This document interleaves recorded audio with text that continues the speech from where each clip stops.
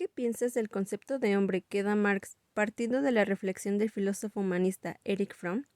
Muy buen día tengan todos ustedes. Mi nombre es Andrea Aguilar Flores y pertenezco al equipo 5, el cual está conformado por Cuevas Reyes Stephanie Geraldine, Martínez Torres Ilse Evelyn, Nava Pulido Yuridia Mirella y Vargas Velázquez Juana. En esta ocasión les presentaremos Marx y su concepto del hombre. El objetivo de esta exposición es analizar la concepción de hombre desde la perspectiva de Erich Fromm, para conocer el contexto social del hombre según Karl Marx. Asimismo, nuestro equipo está estructurado de la siguiente forma. Cada integrante dará a conocer puntos importantes sobre lo que abarca esta lección. Su servidora rescatará datos biográficos tanto de Fromm como de Marx.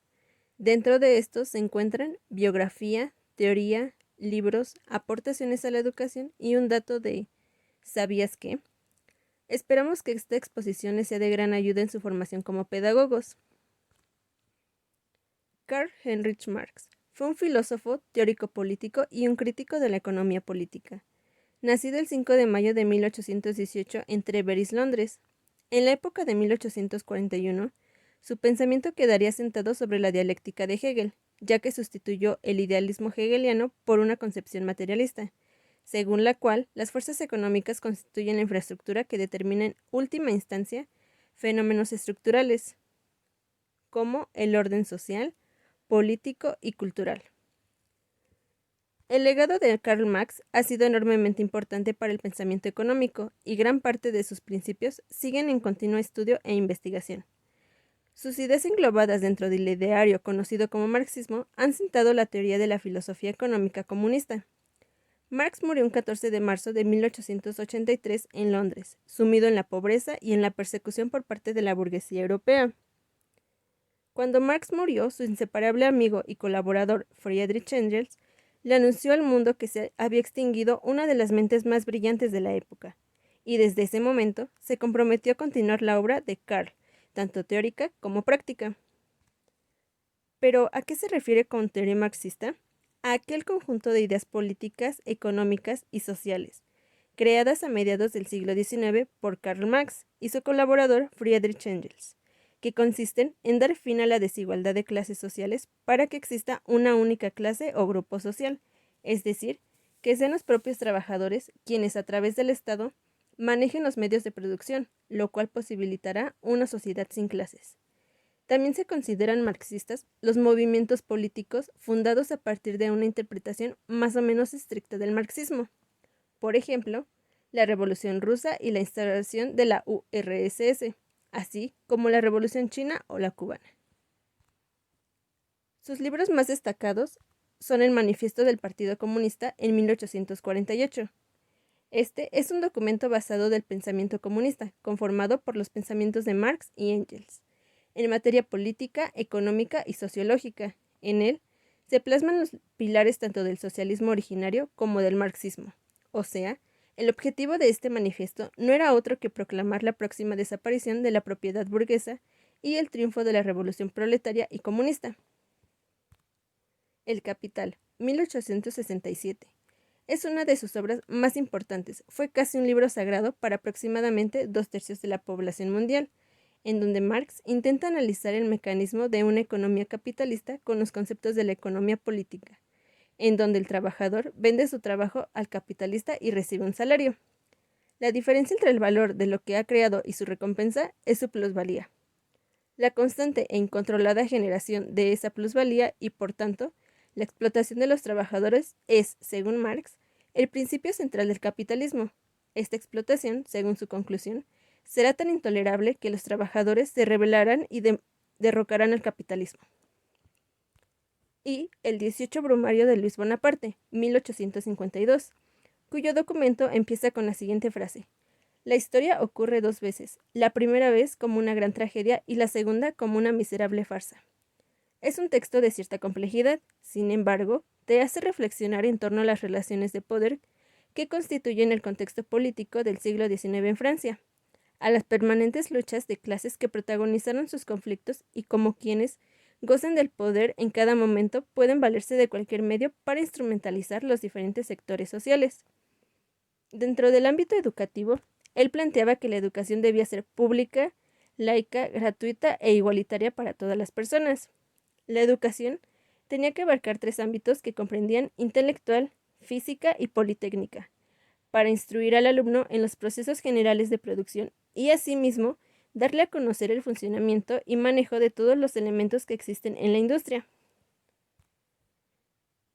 ¿Sabías que durante sus estudios superiores en Bonn, Marx mostró gran afición por las bebidas alcohólicas y se unió al Club de la Taberna de Treveris, una asociación de bebedores donde en cierto momento llegó a ser su copresidente?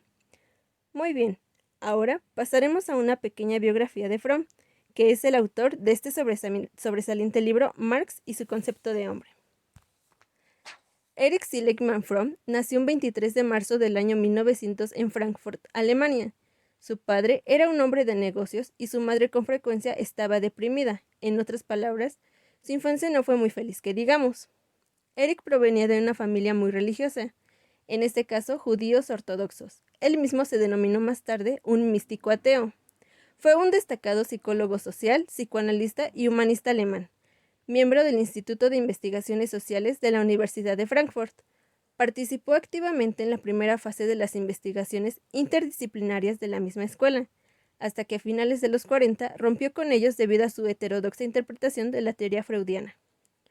Intentó sintetizar en una sola disciplina el psicoanálisis y los postulados del marxismo. Fue uno de los principales renovadores de la teoría y práctica psicoanalítica a mediados del siglo XX. Para finalizar con la historia de Fromm, recibió su doctorado en Heidelberg en 1922 y empezó su carrera como psicoterapeuta. Se mudó a los Estados Unidos en 1934, estableciéndose en la ciudad de Nueva York, donde conocería muchos de los otros grandes pensadores refugiados unidos allí, incluyendo a Karen Horney, con quien tuvo un gran romance. Murió el 18 de marzo de 1980 en Muralto, Suiza, víctima de un ataque cardíaco. Pero, ¿cuáles son sus teorías? Teoría del carácter, teoría de las familias, teoría del amor, la libertad y psicoanálisis humanista.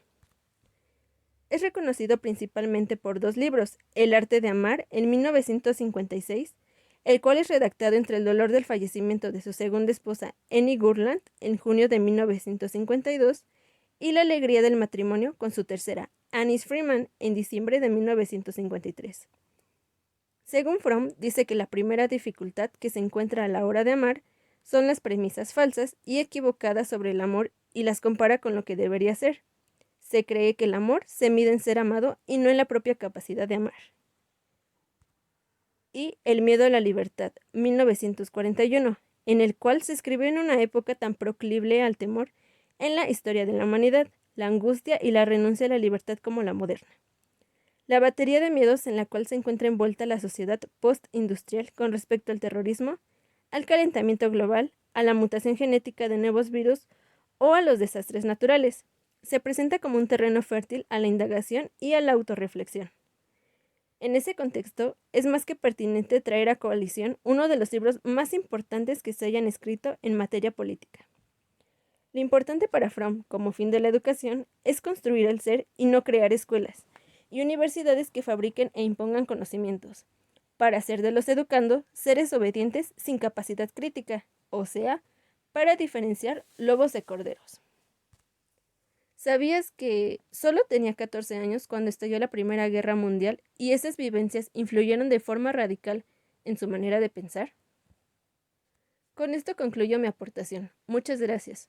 Espero y les sea de gran utilidad para que al final puedan resolver la actividad de retroalimentación.